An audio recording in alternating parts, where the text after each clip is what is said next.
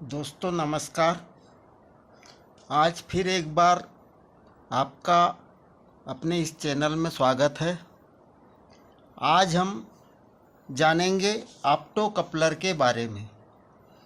तो बेसिक रूप से जब भी इलेक्ट्रॉनिक का कोई काम करें तो हमें इलेक्ट्रॉनिक कंपोनेंट की जानकारियाँ होना आवश्यक है, क्योंकि जब तक हम बेसिक नॉलेज सभी कंपोनेंट का नहीं रखेंगे तब तक हम इलेक्ट्रॉनिक की किसी भी खराबी को निकालने में समर्थ नहीं होंगे।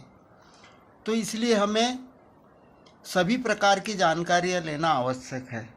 इसके पहले मैंने चैनल पे MOSFET, transistor, resistance, NPN, PNP, transistor, इस तरह से कुछ कंपोनेंट की वीडियो डाल दी है। आज इसी रेंज में हम देखते हैं ऑप्टो कपलर के बारे में। तो जैसा कि आप यहाँ देख रहे हैं, यह जो सिंबल बना हुआ है कुछ इस तरह से ऑप्टो कपलर का सिंबल होता है। और ऑप्टो कपलर को यदि देखा जाए तो किसी भी सर्किट में ऑप्टो कपलर कुछ इस तरह से दिखता है। आप यहाँ पे देखेंगे गौर करके, मैं थोड़ा पास से आपको दिखाता हूँ। ये है ऑप्टो कपलर। यह एक डीडी फ्री डिस्क की सर्किट है।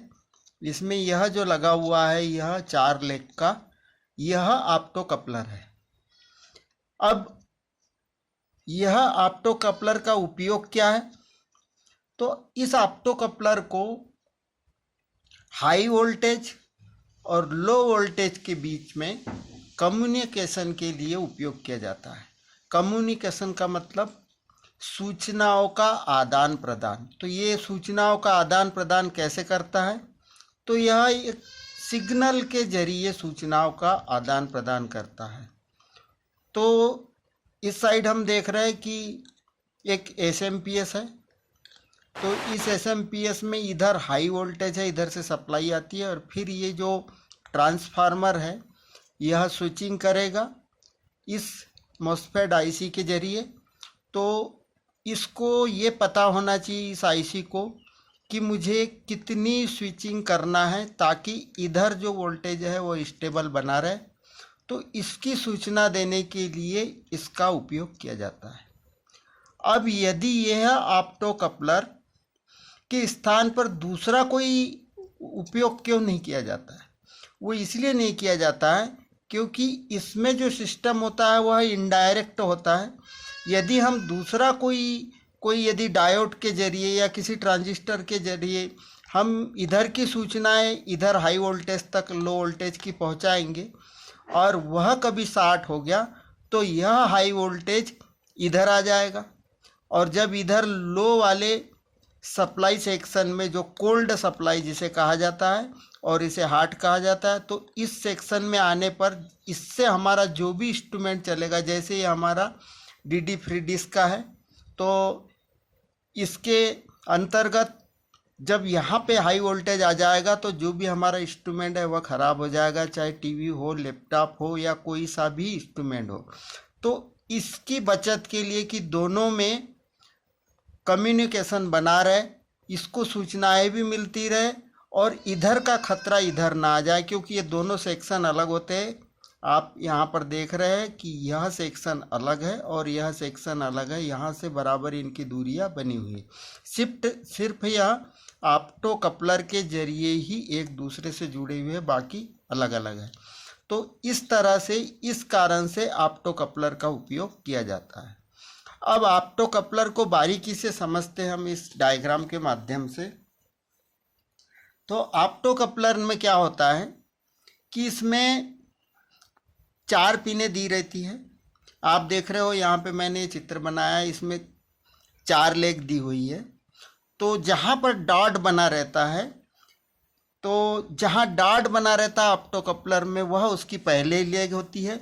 और पहली लेग से हम गिनती चालू करते हैं तो हमें इसकी गिनती एंटी क्लॉक करना है। एंटी क्लॉक का मतलब ये हुआ कि घड़ी जिधर घूमती है, घड़ी ऐसे घूमती है, आपने देखा होगा, तो हमें घड़ी जिधर नहीं घूमती है उधर ऐसे चलना है, इस तरह से। तो आप देखोगे यहाँ पे यहाँ 1 नंबर पिन है जहाँ डॉट है वहाँ, तो हम इधर चलेंगे तो यहाँ पे ये दूसरी पिन, ये तीसरी पिन और ये चौथी। तो इस साइड में ये जो एलईडी लगी है, इसके अंदर में ये ऑप्टो कपलर के अंदर एक एलईडी लगी रहती है जो हमें ऊपर से नज़र नहीं आती, लेकिन अंदर ही अंदर वह लगी रहती है पिन नंबर 1 और पिन नंबर 2 पर। तो इस एलईडी में जो भी इधर सप्लाई जुड़ी रहती है लो वोल्टेज की, उससे इसके ऊपर सिग्नल दिया जाता है करंट के तौर पे, और जितना सिग्नल दिया जाएगा उतनी ही ये एलईडी ग्लो होती है। और उसके आधार पर इधर यह जो ट्रांजिस्टर बना हुआ है, तो यह जो ट्रांजिस्टर है तो इसमें बेस नहीं है, इसका बेस जो है यह लाइट ही इसका बेस है। यदि हम दूसरे ट्रांजिस्टर को देखते हैं तो उसमें हमने देखा है कि उसमें इमीटर, कलेक्टर और एक बेस होता है। बेस में हम सीधा एक सिग्नल दे देते हैं, यदि पीएनपी है तो उसमें माइनस, और यदि एनपीएन है तो उसमें प्लस सिग्नल दे देते हैं, तो ट्रांजिस्टर एक्टिव हो जाता है। लेकिन इसमें ऐसा सिग्नल कुछ नहीं देना है, इसमें लाइट डालना है। तो यह एलईडी जलती है और इस पर लाइट जितना पड़ेगा उतना ही यह ग्राउंड यहाँ से इस ट्रांजिस्टर के जरिए यहाँ से इस आधार पर यहाँ कलेक्टर पे पास हो जाएगा। और यहाँ पर जो भी लोड हो, मैंने एक उदाहरण के तौर पर यहाँ एक लाइट लगा के रखा है। मान लो ये लाइट है, यहाँ पर इधर प्लस की सप्लाई दे दी है। अब ये प्लस की सप्लाई दी है और ये कलेक्टर से इसकी माइनस की सप्लाई को जोड़ दिया। अब यहाँ से जब तक ये माइनस की सप्लाई इसको मिलेगी नहीं तब तक ये लाइट ग्लो होगा नहीं। और इसको कब मिलेगी सप्लाई? जब ये एलईडी ग्लो होएगी। तो इस एलईडी पे जब हम सप्लाई देते हैं तो वह सप्लाई के द्वारा यह एलईडी जलती है, और इसके ऊपर जैसे ही लाइट पड़ता है तो यह कलेक्टर और इमीटर ये दोनों आपस में शॉर्ट हो जाते हैं, और यहाँ से फिर इस तरह से माइनस की सप्लाई आगे जो भी लोड है या जिस भी प्रकार का है उसको मिलने लग जाती है। जैसे इस एसएमपीएस में हम देखेंगे तो यहाँ पर जैसे ही इस साइड में एलईडी लगी हुई, यहाँ पे आप देख रहे हैं इधर एक डॉट बना हुआ है, इधर ये फर्स्ट पिन पे। तो यहाँ पे जब एलईडी जलेगी तो इस साइड का यह जो ट्रांजिस्टर है यह अपनी नेगेटिव की सप्लाई इधर पास करने लग जाएगा, और इस आईसी को ये सूचना मिल जाएगी कि मुझे यहाँ कितना करंट बनाना है। यदि यह किसी प्रकार से इधर से सप्लाई नहीं मिलती है तो यह आईसी अपने वोल्टेज को घटा बढ़ा सकती है। जैसे जैसे इधर से उसको सिग्नल मिलेंगे वैसे ही ये आईसी काम करेगी। तो इस तरह से ऑप्टो कपलर का काम होता है, और इसी तरह से ऑप्टो कपलर काम करता है। तो मेरे ख्याल से अब आपके समझ में आ गया होगा कि ऑप्टो कपलर क्या है, कैसे दिखता है और कैसे काम करता है। तो मुझे उम्मीद है दोस्तों आपको मेरे इस वीडियो से कुछ न कुछ सीखने को मिला होगा। यदि कुछ न कुछ सीखने को मिला है तो आप मेरे चैनल को सब्सक्राइब करें और वीडियो को लाइक करें, और यदि आपके मन में कोई सवाल हो तो वह भी अवश्य पूछें। मिलते हैं नेक्स्ट वीडियो में। धन्यवाद।